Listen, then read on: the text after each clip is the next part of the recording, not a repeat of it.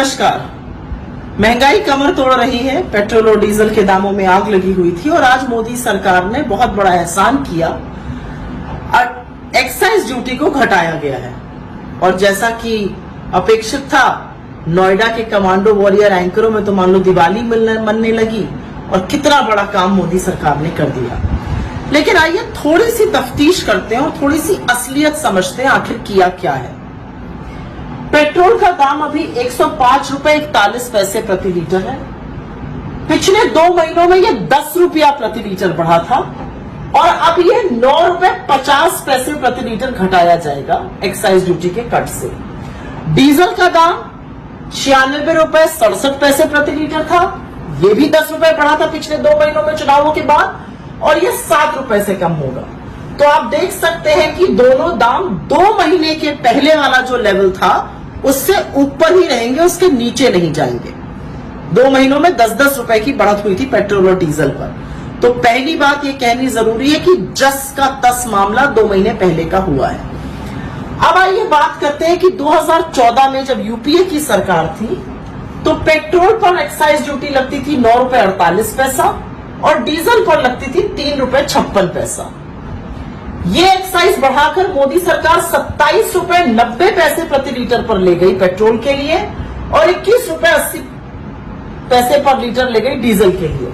आज की घटाने के बाद 19 रुपए 90 पैसे प्रति लीटर एक्साइज पेट्रोल की रहेगी और 15 रुपए 80 पैसे 28 प्रति लीटर डीजल की रहेगी। 1990 कंपेयर करिए 948 से और 1580 कंपेयर करिए 356 से। इस तरह से पैसा वसूली हो रही है और ऐसे ही 27 लाख करोड़ रुपए सरकार ने कमाए हैं। अब अगली बात करते हैं, एक्साइज ड्यूटी आखिर भला क्या है और इसमें क्या क्या कंपोनेंट होते हैं। एक्साइज ड्यूटी में एक सेंट्रल बेसिक एक्साइज होती है जो राज्यों के साथ साझा करती है केंद्र सरकार। एक होती है स्पेशल एडिशनल और सेस, ये सिर्फ और सिर्फ केंद्र सरकार रखती है और ये करीब 68% हिस्सा हो जाता है। कम क्या हुआ है आज कम हुआ है सेंट्रल बेसिक एक्साइज, मतलब जो राज्यों के साथ साझा होनी थी वही कम हुई है। तो ये जो तमाम लोग कह रहे हैं राज्य भी कम करे, राज्य भी कम करे, उनको सबसे पहले एक बात समझ में आने वाली ये है और वो अंतिम बात है कि 1 रुपए की अगर बेसिक सेंट्रल एक्साइज कम होती है तो सेंटर का 59 पैसा और स्टेट्स ने 41 पैसा कम ऑलरेडी कर दिया है, क्योंकि ये पैसा ये शेयर स्टेट्स को जाता। और जो लोग वैट का बार बार नाम ले रहे हैं उनको मैं ये बताना चाहती हूं कि वैट एक एड वैलोरम टैक्स होता है, वो एक्साइज पे डिपेंड करता है और अगर एक्साइज कम हुई तो वैट अपने आप कम होगा। लेकिन कुछ भी करने से पहले सरकार ने क्योंकि सेंट्रल एक्साइज को कम किया है, ऑलरेडी स्टेट्स ने प्रति 1 रुपए पर 41 पैसा अपने आप स्वतः स्टेट्स का कम हो गया है।